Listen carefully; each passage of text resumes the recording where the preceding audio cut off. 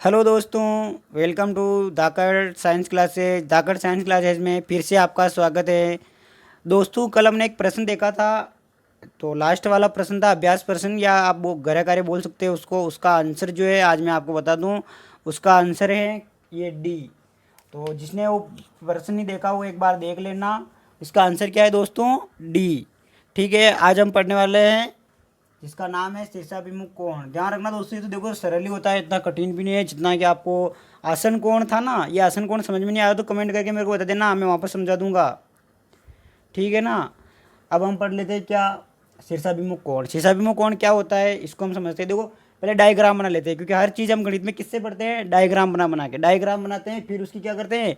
परिभाषा लिखते हैं, फिर उसका प्रतीक लिखते हैं, फिर उसका सूत्र लिखते हैं।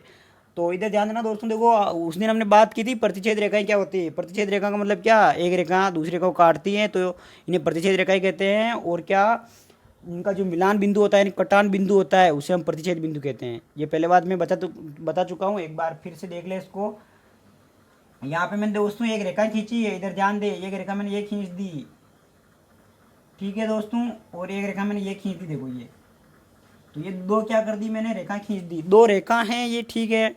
और ये दोनों क्या कर रही है? एक दूसरे को क्रॉस कर रही है, यानी कि एक दूसरे के ऊपर से निकल रही है, इसलिए इनको क्या बोलेंगे? कटान। ये बिंदु जो है ना, इनका कटान बिंदु। और इन रेखाओं को क्या बोलेंगे? प्रतिच्छेदी रेखाएं।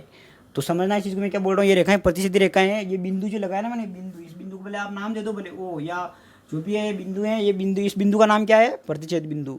तो दोस्तों समझ में आया? रेखा कौन सी रेखा है? प्रतिच्छेदी रेखा है। ये लिख दूं मैं यहाँ पे, प्रतिच्छेदी रेखाएं। इसको सही कर दूं मैं थोड़ा सा। प्रतिच्छेदी रेखाएं। और ये बिंदु कौन सा है? प्रतिच्छेदी बिंदु। ठीक है ना दोस्तों, प्रतिच्छेदी बिंदु है। तो अब ध्यान रखना है, देखो शीर्षाभिमुख कोण किन्हें कहेंगे। तो ध्यान रखना, मैंने बताया था ना, एक बिंदु से दो किरणें निकलती है तो इन दोनों किरणों के मध्य का झुकाव कोण कहलाता है। तो ध्यान रखना, ये कोण तो हमारे पास कौन सा है? ये वाला कोण है। ये वाला कोण है देखो। और ये कोण कौन सा है हमारे पास? ये वाला कोण है। दो कोण तो देखो ये दिख रहे। समझ में आ रहा है ना दोस्तों, ये कोण। और फिर हम बात करते हैं, देखो आगे दो, एक कोण हमारे पास ये है, एक कोण हमारे पास ये है, एक कोण हमारे पास ये है, एक कोण हमारे पास ये है। तो दोस्तों आपको ये कोण तो दिखाई दे रहे होंगे ना आराम से। इनको देखो नामकरण करते हैं इसका। इसका नाम रख दूं मैं क्या? कोण एक रख दूं। ये कोण एक है मेरा, ये कोण दो है, ये कोण तीन है, ये कोण चार है। तो दोस्तों ये चीज़ समझ में आएगी नहीं? ये मैंने नाम इसलिए रखा था कि अब मैं बोल सकता हूँ इसको। देखो ऐसे, कोण एक ये है, कोण दो ये है, कोण तीन ये है, कोण चार ये है। तो दोस्तों अब ध्यान देना इधर आगे। अब हम इन शीर्षाभिमुख कोण की परिभाषा बनाते हैं। देखो परिभाषा ध्यान रखना, मैं इस चीज़ से बनाऊंगा, ठीक है ना। तो परिभाषा बनाए अब। तो चलिए बनाते हैं परिभाषा। अब ध्यान देना, परिभाषा बना रहा हूँ मैं। देखो दो प्रतिच्छेदी रेखाएं यहाँ पे लिख रहा हूँ मैं, देखो। या प्रतिच्छेदी नहीं लिखते, चलो पहले इसको ये समझ लेते हैं। दो प्रतिच्छेदी रेखाएं समझ में आ जाएगी ना? दो, हाँ चलो ये लिखते हैं, ठीक। तो दो प्रतिच्छेदी रेखाएं, दो प्रतिच्छेदी दो प्रतिच्छेदी रेखाओं, ये लिखा मैंने, दो प्रतिच्छेदी रेखाओं के, देखो ये प्रतिच्छेदी रेखाओं के विपरीत, यानी ये इधर है, ये इधर है, विपरीत बने कोण। प्रतिच्छेदी रेखा के विपरीत, ये लिखा मैंने देखो, विपरीत बने कोण। समझना दोस्तों, इसको मैं क्या बता रहा हूँ आपको। प्रतिच्छेदी रेखा के विपरीत बने कोण क्या कहलाते हैं? शीर्षाभिमुख कोण कहलाते हैं। विपरीत बने कोण क्या कहलाते हैं? शीर्षाभिमुख कोण कहलाते हैं। तो दोस्तों समझ में आया? अब देखो कोण देखते हैं कौन कौन से कोण है जिसमें ये शीर्षाभिमुख कोण है।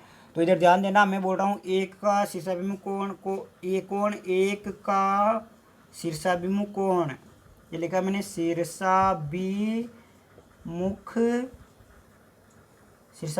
कोण।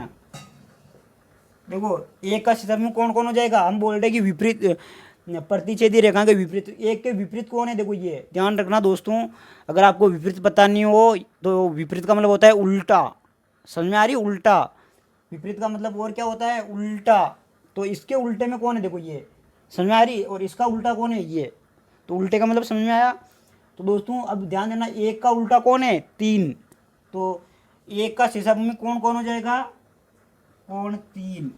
ठीक है, यहाँ पे मैं लिख दूँ कोण 2 का शीर्षाभिमुख कोण कौन हो जाएगा, कोण 4।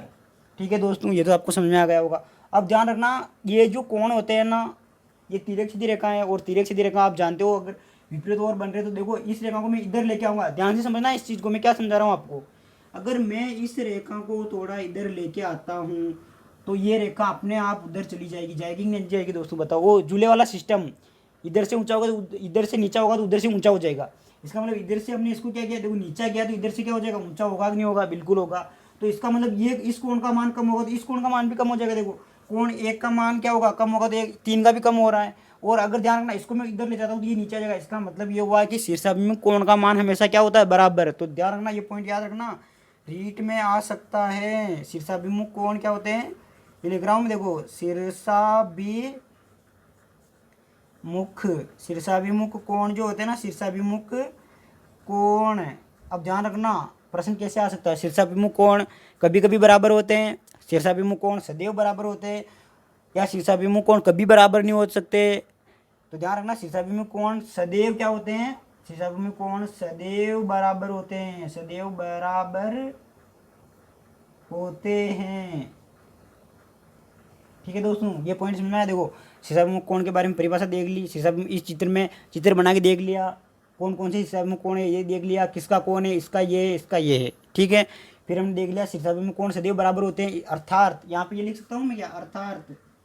ध्यान देना है इसको, क्या लिख रहा हूँ मैं, अर्थात कोण 1 बराबर कोण 3, कोण 4 कोण 2 बराबर कोण 4।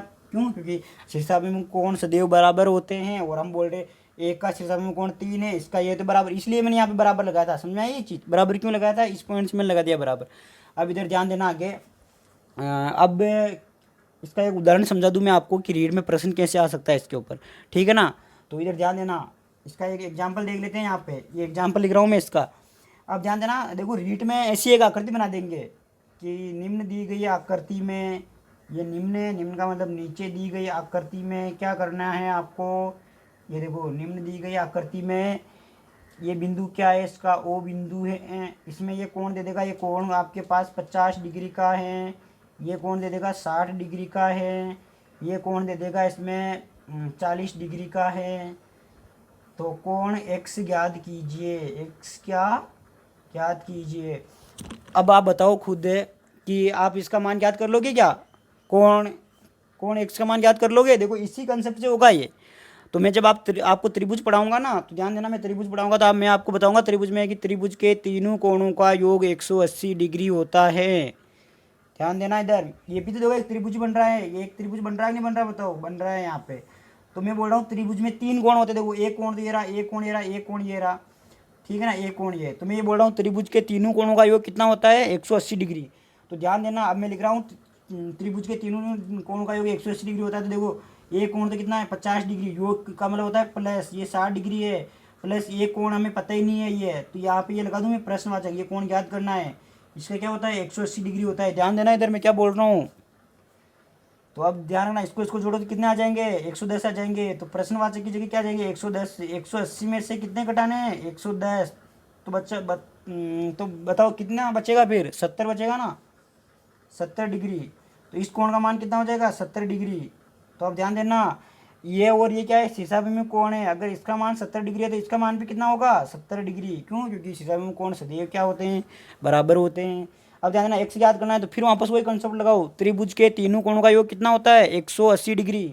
तो यहाँ पे ध्यान देना, एक कोण तो कितना है हमारे पास 40 डिग्री, एक कितना है 70 डिग्री, एक कितना है एक्स, और कितना होता है 180 डिग्री। तो ध्यान देना, इसको और इसको जोड़ो कितना आ जाएगा, 110 डिग्री आ रहा है क्या, देखो जोड़ के देखो। तो 110 डिग्री हो जाएगा, ये प्लस एक से बराबर क्या आ जाएगा, 80 डिग्री। इसका पक्षांतर करूँगा तो ये क्या हो जाएगा, 180 डिग्री माइनस 110 डिग्री। तो बताओ क्या आ जाएगा, ये आ जाएगा हमारा 70 डिग्री। 70 डिग्री आएगा कि नहीं आएगा, ये 70 डिग्री आएगा। तो अब ध्यान देना, x का मान क्या हो जाएगा हमारा 70 डिग्री। तो ऐसे इस पर प्रश्न आते हैं, ये ऐसे आकृति दे देगा, बोलेगा x ज्ञात करो, तो ऐसे x ज्ञात करना है। तो दोस्तों आप इसका जल्दी से स्क्रीनशॉट ले लीजिए।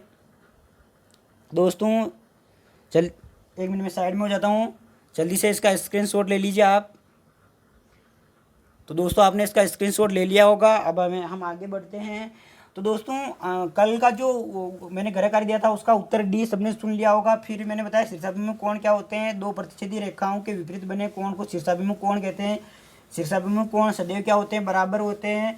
विपरीत का मतलब होता है उल्टा, ठीक है। और ये प्रतिच्छेदी रेखा का चित्र बना के बताया मैंने, प्रतिच्छेदी बिंदु भी मैंने बता दिया आपको, ठीक है। फिर ये उदाहरण करवाया मैंने आपको, उदाहरण के बाद में हम आगे बात करते हैं। अब ध्यान देना, ये तो शीर्षाभिमुख कोण सबको समझ में आ गया। अब हम देख लेते हैं संगत कोण। आगे वाला कोण जो आ रहा है हमारा वो आ रहा है संगत कोण। ध्यान देना इधर, संगत कोण बहुत आसान है, संगत कोण ज़्यादा कठिन नहीं है। इस शब्द को आपने बहुत सी बार सुना होगा। देखो आपके घर पे आपके मम्मी पापा भी आपको बोलते होंगे कि तू उसकी संगत में मत बैठा कर, नहीं तो तू भी उसके जैसा बन जाएगा। तो संगत का मतलब क्या होता है, उसके जैसा, उसके जैसा। समझ में आ रही है दोस्तों, संगत का मतलब क्या होता है, उसके जैसा, ठीक है। तो अब मैं आपको यहाँ पे एक चित्र बना रहा हूँ। देखो हमने रेखा को बहुत बारीकी से पढ़ लिया। ये मैंने क्या बनाई है, रेखा बनाई है। और इसी के समांतर मैंने क्या बनाई है, दूसरी रेखा बनाई है। देखो ठीक है, इस रेखा को मैं नाम दे देता हूँ क्या, एल, इसको दे देता हूँ एम। ध्यान रखना, इसके मैंने एक तिरक सीधी रेखा खींच दी। मैंने ये रेखा पढ़ा दी, मैंने ये चीज़ पूरी मैंने पीछे वाली क्लास में पढ़ा दी। इस रेखा को तिरक सीधी रेखा बोलेंगे, ठीक है ना। दो समांतर रेखाओं को एक रेखा भिन्न भिन्न बिंदु पर काटती है, तो जो काटने वाली रेखा को क्या कहते हैं, हम तिरक सीधी रेखा कहते हैं। अब ध्यान देना, तिरक सीधी रेखा देखो कोण कितने बन रहे हैं यहाँ पे, ये कोण तो ये बन रहा है, एक कोण ये बन रहा है, एक कोण ये बन रहा है, एक कोण ये बन रहा है, एक कोण यहाँ पे ये है, ये इतने सारे कोण बन रहे, देखो बन रहे कि नहीं बन रहे कोण। तो अब ध्यान देना, इसको मैं नाम देता हूँ एक, इसको नाम देता दो, इसको नाम देता तीन, इसको चार, ये पाँच हो जाएगा मेरा, ये छः हो जाएगा, ये सात हो जाएगा, ये क्या हो जाएगा, आठ हो जाएगा। तो आठ कोण बन रहे हैं इसमें। ध्यान रखना, दो समांतर रेखा को एक तिरक सीधी रेखा काटती है तो वहाँ पे आठ कोण बनते हैं, ठीक है ना। तो अब देखो, इसको ध्यान से देखना इधर। अब मैं क्या करता हूँ, उसके जैसा, किसके जैसा, कि उसी के जैसा। जैसे दो दोस्त हैं, यहाँ पे ध्यान रखना, इधर मैं बना रहा हूँ, ये देखो यहाँ पे मैं दो दोस्त बना दूँ। देखो ये मैंने क्या कर दिए, दो दोस्त बना दिए। ये दोस्त है एक, और ये भी क्या है, ये दो दोस्त है, ये इसके जैसा है, ये इसके जैसा है। तो ये क्या है, संगत दोस्त हैं। ये समझ में आई, ये दोस्त कौन से दोस्त है, ये संगत दोस्त है। तो इसको मैं मिटा देता हूँ। देखो अब ध्यान देना, इसकी परिभाषा लिखते हैं। तो इसकी परिभाषा आप देखो, हम सिंपली परिभाषा लिख लें इसकी। इतना मतलब पूरी ये नहीं कि समांतर रेखाओं को तिरक सीधी रेखा काटती है तो तिरक सीधी रेखा की परिभाषा हो गई है। तो हम क्या लिखते हैं इसकी, कि तिरक सीधी रेखा के एक ही ओर बने कोण, ये लिख दूँ मैं, तिरक है। देखो ध्यान रखना, पहले इसको समझ ही लो। चलो आप, अब ये तिरक सीधी रेखा, ये डायग्राम बना दिया मैंने। तो संगत, ध्यान रखना, एक का संगत कोण कौन होगा। देखो एक का मुंह किधर है मेरा, इधर।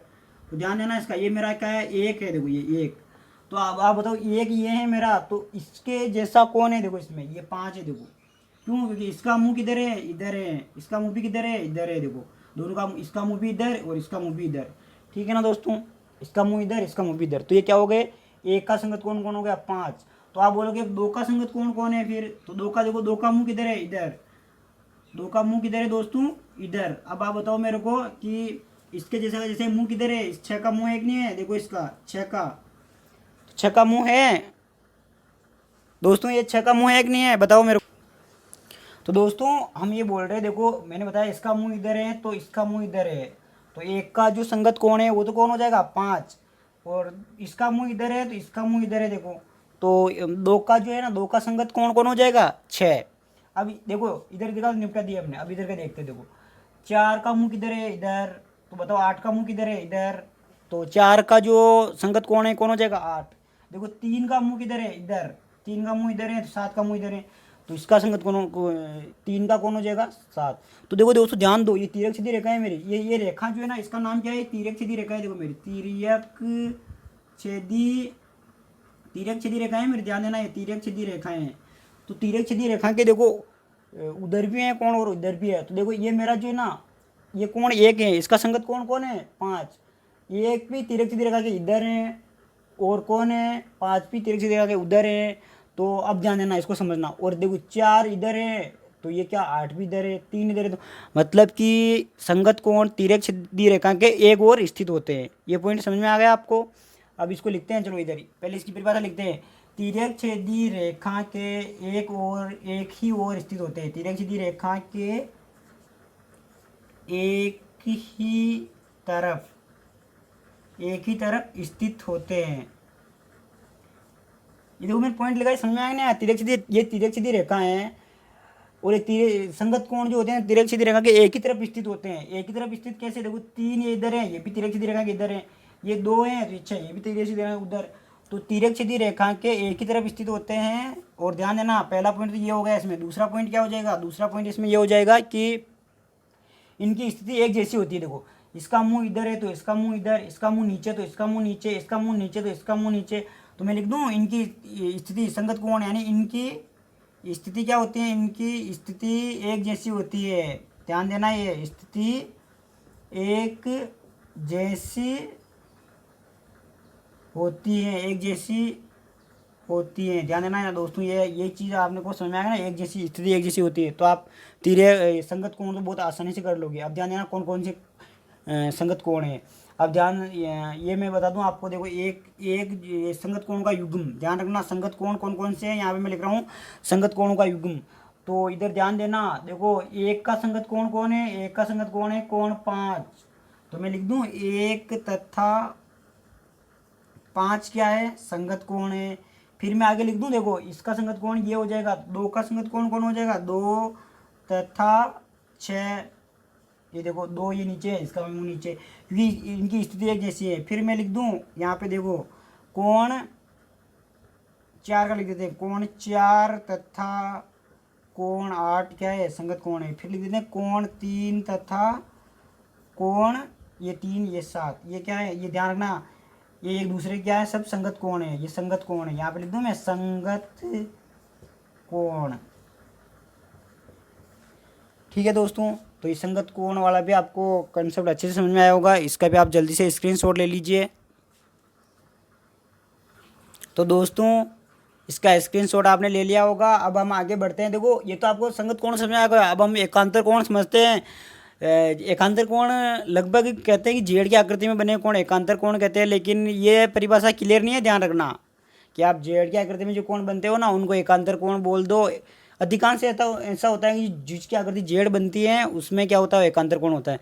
तो अब एकांतर कोण को हम परिभाषा के साथ समझते हैं। ध्यान देना, संगत कोण को बताया मैंने, तिर्यक छेदी रेखा के एक ही ओर स्थित कोण को क्या बोलते हैं, हम संगत कोण बोलते हैं।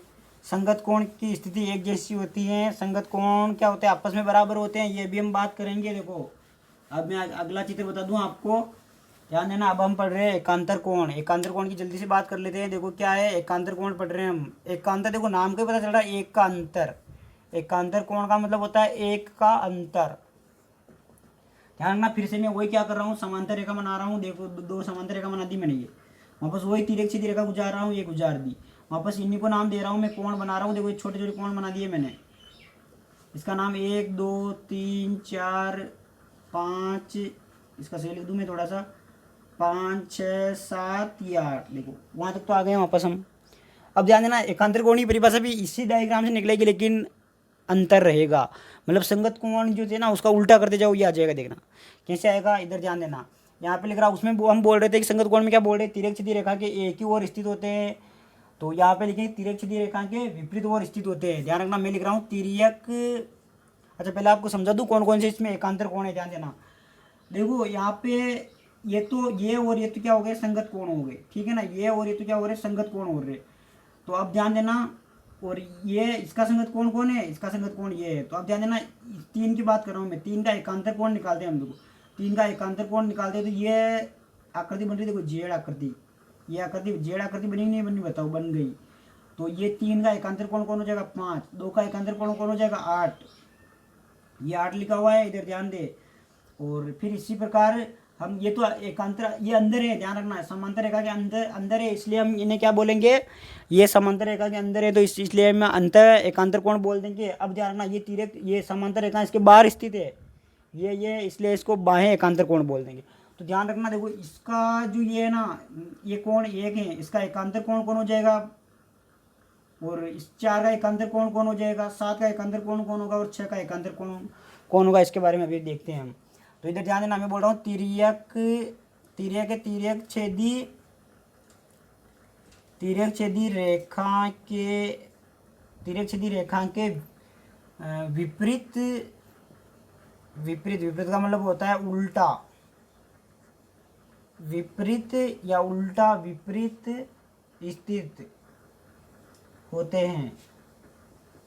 ठीक है, तिर्यक सीधी रेखा के विपरीत स्थित होते हैं। तो विपरीत है ना, देखो ना, ये इधर स्थित है, ये उधर स्थित है।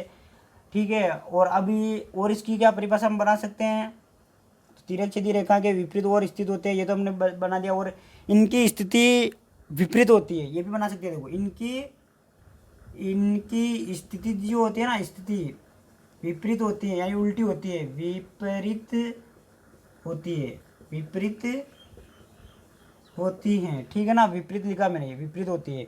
तो अब दोस्तों ध्यान देना, इसमें भी दो तरह के कोण आएंगे, हम देख लेते हैं। पहले तो देख लेते हैं एकांतर, एकांतर अंतःकोण, एकांतर अंतःकोण जो तिर्यक छेगा, ध्यान ना, इसी को हम एकांतर कोण भी बोल देते हैं। एकांतर कोण हम इसी को बोलते हैं, एकांतर कोण। जब भी हम एकांतर कोण बोलेंगे तो क्या समझेंगे हम, अंत एकांतर कोण की बात की जा रही है। जब हम बाएं एकांतर कोण बोलेंगे तब बाएं एकांतर कोण की बात करेंगे। तो इधर ध्यान देना, मैं बता दूं आपको कि जो ये कोण है ना, कोण 3 तथा कोण 5 क्या है, अंत एकांतर कोण है। ठीक है, और क्या जाएगा, कोण, यहाँ पे लिख दूं मैं, और या तो नीचे लिख देते हैं यहाँ पे, और कोण 2 का एकांतर कोण कौन हो जाएगा, कोण 8। समझ में आया दोस्तों, देखो इसमें भी जेड की आकृति बन रही है। ठीक है, यहाँ तक तो आपको अच्छे से समझ में आ गया होगा। तो अब हम बात कर लेते हैं, दूसरे नंबर पे बात कर लेते हैं हम बाह्य एकांतर कोण की। बाह्य एकांतर कोण, बाह्य एकांतर कोण, ध्यान रखना, ये तिर्यक सीधी रेखा के बाहर की तरफ स्थित होते हैं, तिर्यक सीधी रेखा के बाहर की तरफ स्थित होते हैं। इसका मतलब क्या हुआ, इसको समझना आप, ध्यान देना। इसको कैसे बनाएंगे हम, तो ऐसा करो, आप पहले इसका स्क्रीनशॉट ले लो, हमें हो सकता है हमें नीचे भी जाना पड़ सकता है। तो दोस्तों इसका स्क्रीनशॉट ले लिया आपने। अब ध्यान देना, अब बात करें बाह्य एकांतर कोण की बात कर रहे हैं हम। तो ध्यान देना, ये देखो बाह्य मतलब जो समांतर रेखा के बाहर स्थित है। तो बाहर कौन कौन स्थित है, तो दो ये इधर स्थित, दो इधर स्थित, ध्यान रखना। और तिर्यक रेखा के विपरीत और बनते हैं, देखो पॉइंट को पकड़ना आप। तो ये मैंने लिखा तिर्यक सीधी रेखा के विपरीत। तो ध्यान देना, इसके ये तिर्यक सीधी रेखा है, ये तिर्यक सीधी रेखा के ये एक कोण तो इधर बन रहा है, ये कोण नंबर 1 तो ये है। तो इसके विपरीत ध्यान रखना, इसके विपरीत ये कोण बन रहा है, कोण 7। देख लो, विपरीत का मतलब बिल्कुल उल्टा होता है, तो इसका उल्टा कोण हो रहा है ये। तो समझ में आ रही ना, तो मैं लिख दूँ। और ये देखो एकांतर कोण तो इसलिए हो गए क्योंकि ये विपरीत है, और बाह्य क्यों, क्योंकि दोनों बाहर स्थित है। तो एक तो आ जाएगा मेरा कोण 1 तथा कोण 7, क्या आ जाएगा, कोण 7। और एक यहाँ पे मैं लिख रहा हूँ, ध्यान देना, कोण 4 जो है ना, कोण 4 तथा कोण 6, ये क्या है, बाह्य एकांतर कोण है। तो दोस्तों ये भी समझ में आ गया होगा। इसका हम क्या करते हैं, अब इसका भी आप ऐसा करो, जल्दी से स्क्रीनशॉट ले लो दोस्तों, इसका स्क्रीनशॉट ले लो, फिर इसको मैं रब कर देता हूँ। तो दोस्तों आपने इसका स्क्रीनशॉट ले लिया होगा। हमने पढ़ा भी एकांतर कोण। देखो एकांतर कोण आपको अच्छे से समझाना चाहिए कि तिर्यक सीधी रेखा के विपरीत, और ध्यान रखना तिर्यक सीधी विपरीत का मतलब होता है, देखो ये एक इधर स्थित था तो ये 7 इधर स्थित था। देखो तिर्यक सीधी रेखा एक तो इधर है, एक इधर है। ये देखो 4 तिर्यक सीधी रेखा के इधर था तो 6 इधर था। तिर्यक सीधी रेखा के देखो इधर हो गए। अब ध्यान देना, एक तिर्यक सीधी रेखा के 5 इधर है तो तिर्यक सीधी रेखा 3 उधर हो गया। देखो, और ऑटोमेटिक समझ में आ गया, देखो 2 इधर तो 8 इधर, ये एक दूसरे तिर्यक है। तो ये तो आपको समझ में आया होगा दोस्तों, ध्यान देना। अब मैं क्या कर रहा हूँ, तिर्यक सीधी रेखा के विपरीत बने कोण क्या कहलाते हैं, तिर्यक सीधी रेखा के विपरीत बने कोण एकांतर कोण कहलाते हैं। एकांतर कोण 2 प्रकार के होते हैं, अंत एकांतर कोण, बाह्य एकांतर कोण। जो तिर्यक सीधी रेखा के अंदर बनते हैं, यानी कि समांतर रेखा के अंदर बनते हैं, उन्हें हम क्या बोलते हैं, अंत एकांतर कोण। जो बाहर बनते हैं उन्हें बाह्य एकांतर कोण। ये चित्र वापस में बनाऊंगा, अभी देखना आप। अब जो मैं एक बात बता रहा हूँ आपको, ध्यान देना, ये रेखा मेरे पास क्या है। अब वहाँ पे मैं समांतर नहीं बोल रहा था, देखो समांतर हो भी सकती थी वो, और नहीं भी हो तो भी कोई बात नहीं। ध्यान दे मैं क्या बोल रहा हूँ, वो समांतर रेखा होती तो भी चल रहा था, समांतर थी पहले, लेकिन वो समांतर नहीं होती, ऐसी रेखा होती। ध्यान देना, इधर ऐसी रेखा होती तो भी हमारे यहाँ पे कोण बनते। ध्यान रखना, ये कोण वही है बात। ठीक है दोस्तों, इसको ध्यान रखना आप। अब मैं ये क्या बना रहा हूँ, एक समांतर रेखा बना रहा हूँ। देखो ये 2 समांतर रेखा बना दी, मैं इनको नाम कर रहा हूँ ABCD।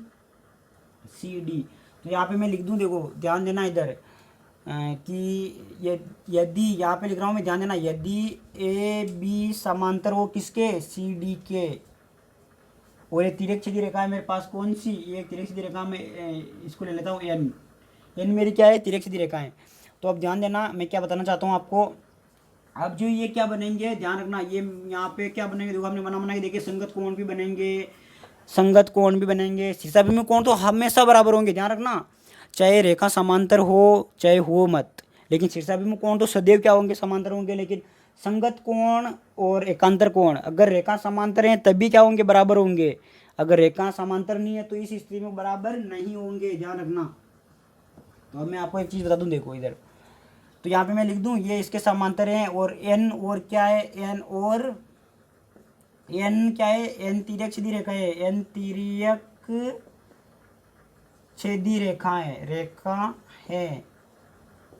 तो ध्यान रखना, इनसे बने, मैं यहाँ पे लिख रहा हूँ